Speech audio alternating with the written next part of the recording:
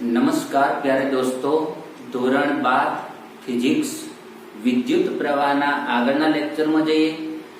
Last કેટલાક લેક્ચરથી આપણે example solve કરતા આવ્યા છીએ. આજે આપણે થિયરીમાં જવાના છીએ. ડાયરેક્ટલી આ થિયરી તમને કે બુકમાં દેખાશે નહીં, પણ આપણા માટે સમજવી જાણવી બહુ જરૂરી છે. મજા આવશે. ચાલો ધ્યાનથી સાંભળો. આજનો ટોપિક આપણે બેટરી છે. બેટરી ભણવાના છે. બેટરી કઈ રીતે કામ કરે છે, બેટરીમાં કેટલીક વાતો આવે છે, એનો આંતરિક અવરોધ, ટર્મિનલ વોલ્ટેજ, કુલ વોલ્ટેજ, ઓપન સર્કિટ કન્ડિશન, આ બધી જે વાતો છે એને આપણે આજે શીખવાના છીએ. બરાબર ધ્યાનથી સાંભળજો. શરૂઆત કરીએ. છેક આપણે શરૂઆતના આ ચેપ્ટરના શરૂઆતના લગભગ બીજા લેક્ચરમાં એમાં આપણે વાત કરી હતી કે પ્રવાહ વહેવડાવવા માટે બેટરીની બહુ જરૂર છે. એ બેટરી શું છે મેં ત્યારે કહ્યું હતું કે હું આગળ સમજાવીશ તમને કે આ બેટરી કઈ રીતે કામ કરે છે, શું છે તે. ઓકે, ચાલો તો સમજીએ મિત્રો આગળ. હવે કોઈ પણ વાહક હોય, કોઈ પણ વાહક, ધારો કે આ એક વાહક છે, એલ્યુમિનિયમ, કોપર, કેલ્શિયમ, કોઈ પણ હોય. આ વાહકની અંદર ધન આયન હોય અને મુક્ત ઇલેક્ટ્રોન હોય. આ મુક્ત ઇલેક્ટ્રોન જે છે, આ મુક્ત ઇલેક્ટ્રોન ગતિ કરે. બરાબર ધ્યાનથી સાંભળજો.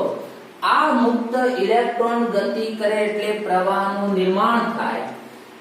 તો આ ઇલેક્ટ્રોન ગતિ કરે ક્યારે? તો કે એમને કોઈ ઊર્જા આપવી પડે. એ ઊર્જા આપવાની અલગ અલગ ઘણી બધી રીતો છે મિત્રો. એક છે ધારો કે તમને કીધું તાપમાનનો તફાવત.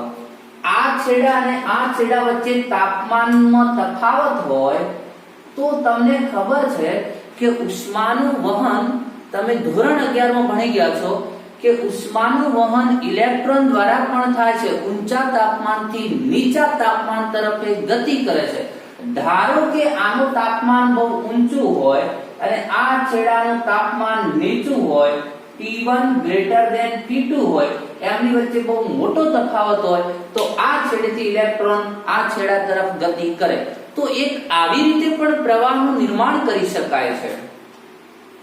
આવી રીતે આપણને જે તાપમાનના તફાવત દ્વારા આપણે જે ઊર્જા આપીએ તો એ દરમિયાન આપણે જે વિદ્યુત સ્થિતિમાન ઉત્પન્ન થાય એને થર્મો EMF કહેવાય. જેની આપણે અહીંયા કોઈ વાત નથી કરવાની, કોઈ ભણવાનું આવતું નથી. મેં તમને કહ્યું કે આવી પણ એક રીત છે. તમે કહો છો હંમેશા વિદ્યુત સ્થિતિમાન બોલે શું છે? ચાલો એ હવે કહી દઉં કે અહીંયા પહેલા સમજાવ્યું છે આગળના લેક્ચરમાં કે આપણે આ અંદર રહેલા ઇલેક્ટ્રોનને ગતિ કરવા માટે જે ઊર્જા આપવામાં આવે છે, કોઈ પણ માધ્યમથી ઊર્જા આપવામાં આવે ગતિ કરાવવા માટે, તો એ ઊર્જાને વિદ્યુત સ્થિતિમાન કહે છે. ખબર પડે કે ના પડે મિત્રો? હા, આમે બેઝિક સમજ આપી. વાસ્તવમાં એવું છે કે કોઈ પણ આવી રચના દ્વારા 1 કુલમ દીઠ જે ઊર્જા મળે, 1 કુલમ દીઠ એટલે કે એકમ વિદ્યુતભાર દીઠ જે ઊર્જા મળે, કુલ જે ઊર્જા હતી એ એકમ વિદ્યુતભાર દીઠ જે ઊર્જા મળે એને વિદ્યુત સ્થિતિમાનનું મૂલ્ય કહેવાય. પણ અંતે વિદ્યુત સ્થિતિમાન એટલે આમાં મુક્ત ઇલેક્ટ્રોનની જે ઊર્જા મળે છે એ આપણો વિદ્યુત સ્થિતિમાન છે. પણ એની કેલ્ક્યુલેશન કરવા માટે એકમ વિદ્યુતભાર દીઠ કેટલી મળે એને આપણે એ વિદ્યુત સ્થિતિમાનનું મૂલ્ય કહીશું.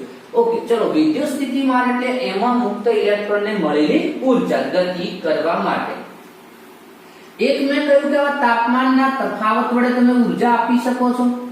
બીજી વાત કરીએ તો બીજી એક રીત છે ભાઈ ચુંબકીય ક્ષેત્ર દ્વારા, જે આપણે આગળના ચેપ્ટરમાં ભણવાના છીએ. ચુંબકીય ક્ષેત્ર દ્વારા એના આધારે તો જનરેટરનું નિર્માણ થયું છે. તો ચુંબકીય ક્ષેત્રના કારણે પણ આપણે ઇલેક્ટ્રોનને ગતિ કરાવી શકીએ છીએ, ચુંબકીય બળોના કારણે. ચલો એ આપણે જ્યારે ત્યારે આવશું ત્યારે વાત કરીશું. અને એક મુખ્ય ટોપિક અને મુખ્ય સ્ત્રોત છે કે આ ઇલેક્ટ્રોનને ગતિ કરાવવા માટે બેટરી વપરાય છે. તો આજે આપણે બેટરી શીખવાના છીએ. ચાલો પહેલા તો એક વાત કરીએ કે આ ઇલેક્ટ્રોનને મારે ગતિ કરાવવી છે.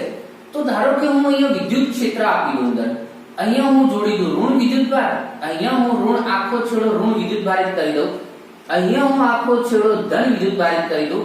આ ધન જે છે ઇલેક્ટ્રોનને ખેંચશે, આ ઋણ છે ઇલેક્ટ્રોનને ધક્કો મારશે, મતલબ અપાકર્ષણ લગાડશે, રિપલ્શન ફોર્સ લાગશે, ત્યારે આનું આકર્ષણ એટ્રેક્ટિવ ફોર્સ લાગશે, જેના કારણે અંદર રહેલા ઇલેક્ટ્રોન ગતિ કરશે. પણ ઇલેક્ટ્રોન ગતિ કરીને અહીંયા જઈને તો સ્ટોપ થઈ જશે, તો આપણો એક ક્ષણિક પ્રવાહ મળશે, બહુ લાંબો ટાઈમ સુધી પ્રવાહ મળશે નહીં. તો પછી આપણને આવી રીતે છેડા ધન અને ઋણ જે બનાવી દઈએ છીએ એનાથી આપણને એક નાના સમય માટે જ આપણને પ્રવાહ મળે છે. સતત આપણો પ્રવાહ વહેતો નથી. કોઈ બલ્બ છે, ધારો કે ઝબકારો મારે, એનાથી કોઈ કામ ન થાય, એ સતત પ્રકાશિત રહેવો જોઈએ, એના માટે સતત પ્રવાહ વહેતો રહેવો જોઈએ.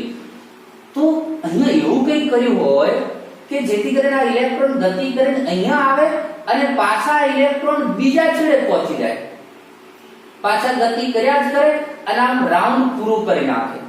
એવું કંઈક થાય તો આપણો પ્રવાહ સતત મળતો રહે. પણ એવું કરવું કઈ રીતે, શેનાથી થાય? તો એ કામ આપણને કરી આપે છે બેટરી. ખ્યાલ આવ્યો કે ના આવ્યો? તો બેટરી બે કામ કરશે. એક તો વિદ્યુત ક્ષેત્ર આપશે, ઇલેક્ટ્રોનને ગતિ કરવા માટે બળ આપશે, અને પાછા ઇલેક્ટ્રોનને આ રીતે રાઉન્ડ પૂરું કરાવી, એટલે કે પરિપથ પૂર્ણ કરીને પાછો આ છેડે આવીને ઉભો રહેશે. તો આવું એક કામ બેટરી કરે છે. તો સમજીએ બેટરી આવું કામ કરે છે કઈ રીતે. ચાલો ધ્યાનથી સાંભળજો મિત્રો. બેટરીમાં શું હોય? બેટરીના અલગ અલગ નામ છે. બેટરીને વિદ્યુત કોષ પણ કહેવાય, ઇલેક્ટ્રિક સેલ એટલે કે. તો વિદ્યુત કોષ અને બેટરી એ બંનેનો મીનિંગ એકનો એક જ થયો. ચાલો હવે બેટરીમાં હોય શું? એક આ રીતે પાત્ર છે, પાત્રમાં દ્રાવણ ભરેલું છે. શું કહ્યું મેં? દ્રાવણ ભરેલું છે. એમાં બે ધ્રુવ એમાં મૂકેલા હોય અને આ રીતે બેટરીની રચના. આ તો મેં પછી અહીંયા પરિપથ પૂર્ણ કર્યો છે, હાલ એની આપણે કોઈ જરૂર નથી. ચાલો અહીંયા એક સ્વિચ જોડી દીધી, હાલ આ પરિપથ ઓફ છે. શું કહ્યું? દ્રાવણ. દ્રાવણ શું કામ ભરવામાં આવે અને દ્રાવણ શું કરશે? એ દ્રાવણ રાસાયણિક પ્રક્રિયા કરશે. રાસાયણિક પ્રક્રિયા, પણ કઈ રાસાયણિક પ્રક્રિયા? તમે જે કેમિસ્ટ્રીમાં ભણો છો તે રેડોક્સ પ્રક્રિયા કરશે મિત્રો. કઈ પ્રક્રિયા કરશે ભાઈ? રેડોક્સ પ્રક્રિયા કરશે. એનાથી શું થશે? રેડોક્સ પ્રક્રિયાના કારણે અંદર રહેલા ધન આયન આમની પ્રક્રિયા થશે, ધન અને ઋણ આયન છૂટા પડશે. તો રાસાયણિક પ્રક્રિયા દરમિયાન ધન અને ઋણ આયનો જે છૂટા પડ્યા એ પ્રક્રિયા રેડોક્સ પ્રક્રિયાના અંતે એ એક બાજુ ધારો કે ધન જમા થશે, આ બાજુ ધન આયન જમા થતા થશે. રેડોક્સ પ્રક્રિયાના અંતે આ બાજુ ધન અને આ બાજુ ઋણ. આવું થતું જશે. આ ધનને ભાઈ ધન ધ્રુવ, અહીંયા ધન વિદ્યુતભાર જમા થયો એટલે હવે આને આપણે ધન ધ્રુવ કહીશું, જેને આપણે એનોડ તરીકે પણ ઓળખીએ છીએ. આ આપણો બની ગયો ધન ધ્રુવ. આ બની ગયો ઋણ ધ્રુવ, અથવા તો આપણે એને કેથોડ કેવું હોય તો પણ કહી શકીએ. કેથોડ અને આ થશે આપણો એનોડ. ચાલો તો બરાબર ધ્યાનથી સાંભળજો ભાઈ. આ રીતે ધ્રુવોનું નિર્માણ કઈ રીતે થયું? રેડોક્સ પ્રક્રિયાના અંતે એક બાજુ ધન જમા થયા, એક બાજુ ઋણ જમા થયા. જો ધન જમા થયો જેને આપણે એનોડ કહીશું એટલે કે ધન ધ્રુવ કહીશું, જો ઋણ જમા થયો કેથોડ કહીશું અને એને ઋણ ધ્રુવ કહીશું. ઓકે, હવે આ વિદ્યુત ભારો અહીંયા જમા થયા એ ધક્કો કોણે માર્યો? તો એ રેડોક્સ પ્રક્રિયા દરમિયાન એ આયનો ઉપર બળ લાગે છે.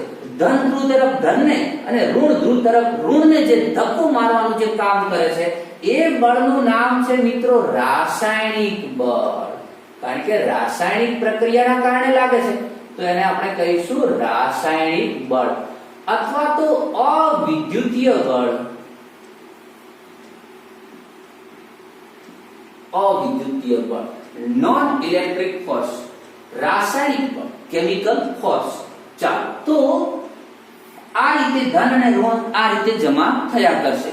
રેડોક્સ પ્રક્રિયાના અંતે બળ લાગશે, એ બળના કારણે ઋણ અને ધન આયનો એકબીજા ઉપર જમા થયા કરશે. આ રીતે ધન ઉપર ધન જમા થયા કરશે, ઋણ ઉપર ઋણ જમા થયા કરશે. આવું ક્યાં સુધી થશે? થયા જ કરશે ના.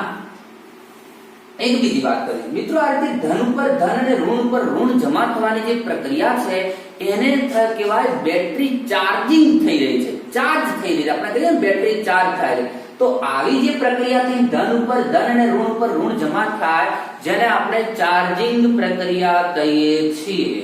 ઓકે, તો ચાર્જિંગ થઈ રહ્યું છે, પણ આમ ક્યાં સુધી ચાર્જ થયા કરશે?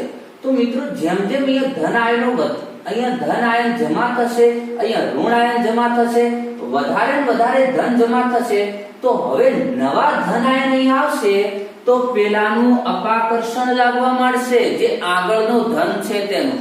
તો રાસાયણિક બળો આ બાજુ ધક્કો મારશે, પેલું હવે આનો અપાકર્ષણ આ બાજુ ધક્કો મારશે, એટલે અહીંયા એક વિદ્યુત બળ ઉત્પન્ન થયું, ધન ધન જે અપાકર્ષણ એવું ને એવું ઋણ ઉત્પન્ન થશે.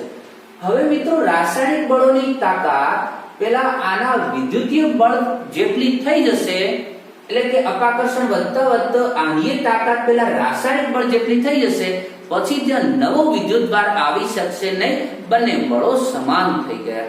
તો એ દરમિયાન બેટરીનું ચાર્જિંગ સ્ટોપ થઈ ગયું. અને એટલા માટે તમને ખબર છે મિત્રો કે બેટરીનો વોલ્ટેજ અમુક વોલ્ટ સુધી જ મળે, 12 વોલ્ટ 15 વોલ્ટ કદાચ 18 વોલ્ટ સુધીની. પછી આપણે અહીંયા બેટરીની ઈચ્છા કરીએ ચલો એક બેટરી મારે 1000 વોલ્ટ બનાવવો છે તો બનતું નથી, કારણ કે અહીંયા કેટલો બધું ધન, તમે જેમ જેમ ધન જમા થાય અમુક ટાઈમ પછી ધન ત્યાં એને આવવા દેવાનું બંધ કરે છે, તો અમુક વોલ્ટ સુધીની બેટરીઓ બનાવી શકાતી હોય છે. હવે બીજી વાત મિત્રો, આ રીતે બેટરી ચાર્જિંગ થઈ ગઈ, ધન ઉપર ધન ધ્રુવ ઉપર ધન જમા થઈ ગયો, ઋણ ધ્રુવ ઉપર ઋણ જમા થઈ ગયો, બેટરી ચાર્જિંગ થઈ આ રીતે તૈયાર થઈ ગઈ છે. તો બેટરી કઈ રીતે બને એની આપણે વાત કરી. હવે કાર્ય કઈ રીતે કરશે? હવે મારી જોડે કોઈ વાહક તાર છે, આ વાહક તાર છે જેની અંદર મુક્ત ઇલેક્ટ્રોન તો છે, પણ એને મારે ગતિ કરાવીને પ્રવાહનું નિર્માણ કરાવવું છે. તો એ તારને હું અહીંયા જોડી દઉં, આ ધન અને ઋણની વચ્ચે જોડી દઉં. ચલો આ તારને જોડી દીધો, જેને આપણે અવરોધ કહીશું, બાહ્ય અવરોધ. કારણ કે તારને કંઈક અવરોધ હોય, અવરોધ મેં બહુ તમને ડીપમાં સમજાવી દીધો છે. અવરોધ એટલે અથડામણ દરમિયાન વ્યય પામતી ઉર્જા, તો તાર એક અવરોધ જ છે. હવે આ મેં તારને જોડી દીધો, અવરોધને જોડી દીધો, તો આ તારને અહીંયા જોડ્યો, તો આ તારને જોડ્યા પછી ચાલો સ્વિચ ઓન કરી દીધી મિત્રો. આ ઋણ જે છે, આ ઋણ આ તારમાં રહેલા ઇલેક્ટ્રોનને શું લગાડશે? અપાકર્ષણ રિપલ્શન ફોર્સ લગાડશે, અને પેલો ધન શું કરશે? આકર્ષણ લગાડશે. એના કારણે અંદર રહેલા મુક્ત ઇલેક્ટ્રોન ગતિ કરવા લાગશે, જેના કારણે પ્રવાહનું નિર્માણ થશે. ચાલો બેટરીનું કાર્ય સમજ્યા કે બેટરી કઈ રીતે અહીંયા પ્રવાહનું નિર્માણ કરાવે છે. પણ ક્યાં સુધી? આ ઇલેક્ટ્રોન અહીંયા ગતિ કરીને અહીંયા પહોંચી ગયા પછી તો હવે ઇલેક્ટ્રોન અહીંયા આવશે, આ ધ્રુવ મારફતે અંદર આવશે. જેવા અંદર આવશે તો આ અહીંયા રાસાયણિક પ્રક્રિયા તૈયાર છે, રાસાયણિક પ્રક્રિયા થઈ રહી છે, તો અંદર એક બળ તૈયાર બેઠું છે. કોણ? રાસાયણિક બળ. જેવા અહીંયા ઇલેક્ટ્રોન આવશે તો ઇલેક્ટ્રોન ઋણ છે, અને રાસાયણિક બળ એવું છે કે ઋણને તો ક્યાં મૂકી દેશે? કેથોડ પર મૂકી દેશે. ખબર પડી કે ના પડી? તો આ ઋણ વિદ્યુતભારિત ઇલેક્ટ્રોન જેવા દ્રાવણમાં આવશે તો દ્રાવણનું કામ છે, રાસાયણિક બળો તૈયાર બેઠા છે, બાઉન્સર તૈયાર બેઠો છે, ઉચકી નાખ્યા જ કરશે. તો આ રીતે અહીંયા ધન રાસાયણિક બળનું કામ છે, ધનને આ બાજુ મોકલવાનું, ઋણને આ બાજુ મોકલવાનું. ઇલેક્ટ્રોન પાછા ગતિ કરી દ્રાવણમાંથી અહીંયા આવશે. અહીંયા આવશે તો જેમ જેમ જમા થશે ઇલેક્ટ્રોન ઉપર જતા જતા પાછા તારમાં એન્ટર થશે, એમ અહીંયા ઋણનું અપાકર્ષણ, ઋણ પેલો આયનોનો ઋણ તો છે જ, અને અહીંયા જશે એટલે પાછું વરે શું થશે? ધનનું આકર્ષણ ને ઋણનું અપાકર્ષણ, પાછા ઇલેક્ટ્રોન ગતિ કરશે.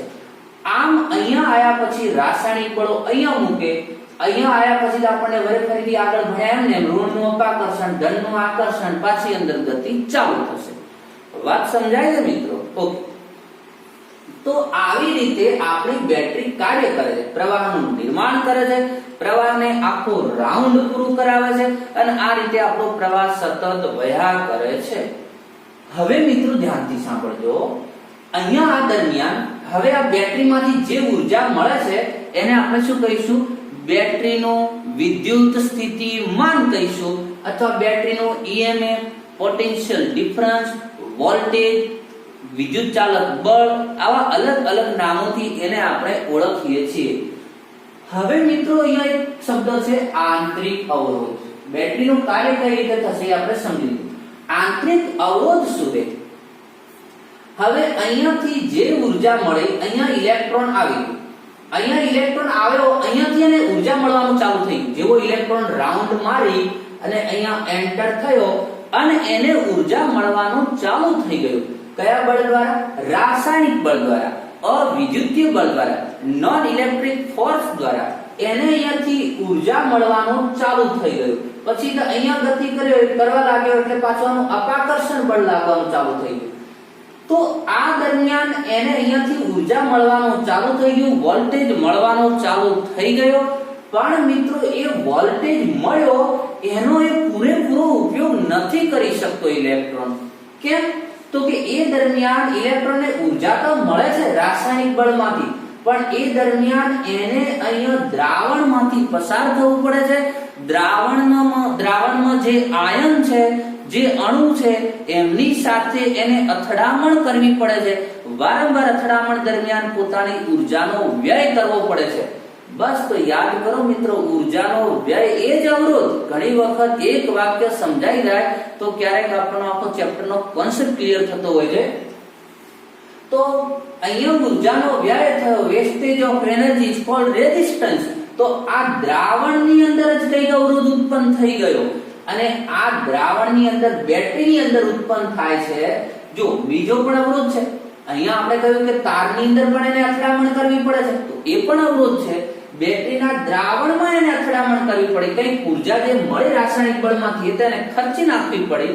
તો એ દ્રાવણમાં જે ઊર્જા ખર્ચાય છે, એ ઊર્જા ખર્ચાઈ જે અવરોધ ઉત્પન્ન થયો એને આપણે કહીશું આંતરિક અવરોધ કહીશું, જેને આપણે સ્મોલ r વડે દર્શાવીશું. It denoted by small r. આ તારનો જે બહારનો અવરોધ છે કેપિટલ R કહીશું, બાહ્ય અવરોધ એક્સટર્નલ રેઝિસ્ટન્સ અને ઇન્ટરનલ રેઝિસ્ટન્સ સ્મોલ r. ચલો આંતરિક અવરોધ સમજાઈ ગયો મિત્રો. આ બેટરીના આંતરિક અવરોધથી આપણને નુકસાન જાય છે, પણ એ અનિવાર્ય છે, જેને આપણે નિવારી નથી શકતા. કારણ કે દ્રાવણમાંથી પસાર થવું જ પડે તો અથડામણ કરવી જ પડે. અથડામણ કરવી પડે તો કંઈક ખર્ચવું જ પડે મિત્રો. બેટરીમાંથી કંઈક મેળવવું છે તો કંઈક તો બેટરીમાં ખર્ચવું પડશે જ. ઓકે, હવે ધ્યાનથી સાંભળજો.